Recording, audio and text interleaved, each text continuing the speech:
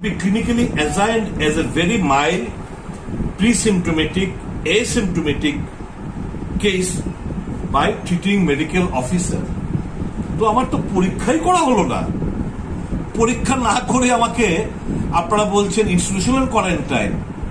তো এই সমস্ত কথাবার্তা লিখে আমি ওনাকে যখন জানলাম, আমি যখন পাঠালাম, উনি আমাকে রিপ্লাই করলেন, ওকে, অ্যাকচুয়ালি আমাকে হেলথ ডিপার্টমেন্ট থেকে বলা হয়েছিল, তা আমি হেলথ ডিপার্টমেন্টের কাছে আমি আপনার রিপ্লাইটা পাঠিয়ে দিচ্ছি।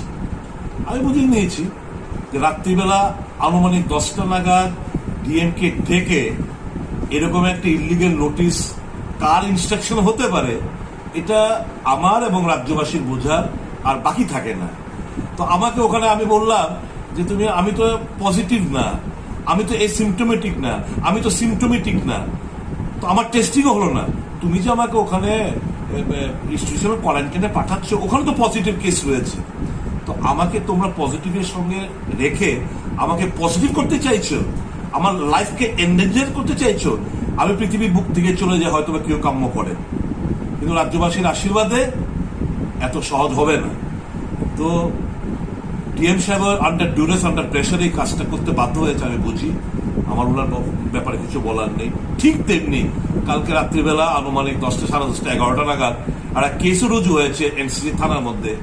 জোর করে কাদেরকে দিয়ে? পুলিশ অফিসারের সঙ্গে আমার কথাবার্তা হয়েছে। এরা খুব দুঃখ প্রকাশ করছিল। যারাই এই সমস্ত প্রেশার ক্রিয়েট করে ক্ষমতার অপব্যবহার করতে চাইছে, নিজেকে জাহির করতে চাইছে, ভবিষ্যতে টের পাবেন কত দানে কত চাপ। এভরিথিং অপেক্ষা করছে, সমস্ত কিছুই টার্ন বাই টার্ন সমস্ত কিছুই ঘটে। পৃথিবীটা গোল, they will be paid back in the same coin. এটুকু আমার বলা। আমি রয়েছি। I will not go for institutional quarantine, nor will I be available for home quarantine.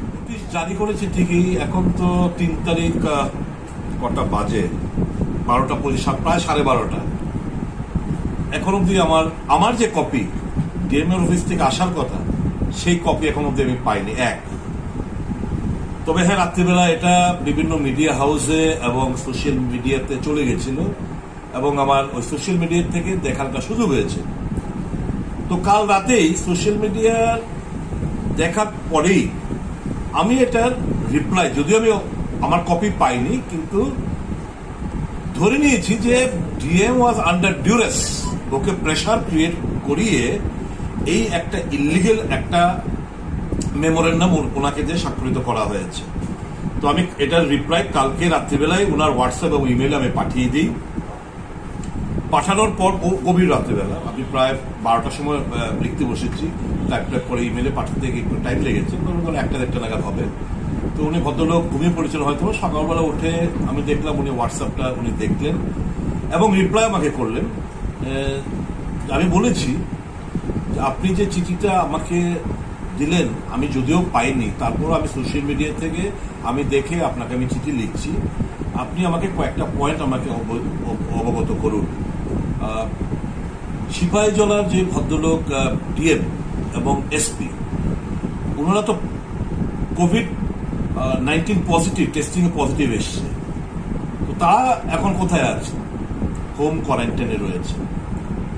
আমাদের এখানকার যে আগরতলা, ওনার জুরিসডিকশনে আমাদের রিটায়ার্ড ডিএসপি অমিয় চৌধুরী এবং লাইভ 24-এর এক ক্যামেরাম্যান বন্ধু দেবাশিস রয় বোধহয়, ও পজিটিভ। ও কোথায়? ওয়েরাবলস কোথায়? ও কোয়ারেন্টাইনে রয়েছে।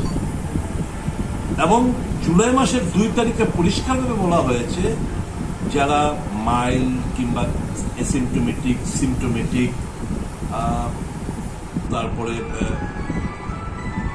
যাদের এই সমস্ত টেস্টিংয়ে বেরোবে, তাদেরকে হোম কোয়ারেন্টাইনে থাকার একটা সুযোগ গভর্নমেন্ট অফ ইন্ডিয়া করে দিয়েছে। আমার তো টেস্টিংও হলো না।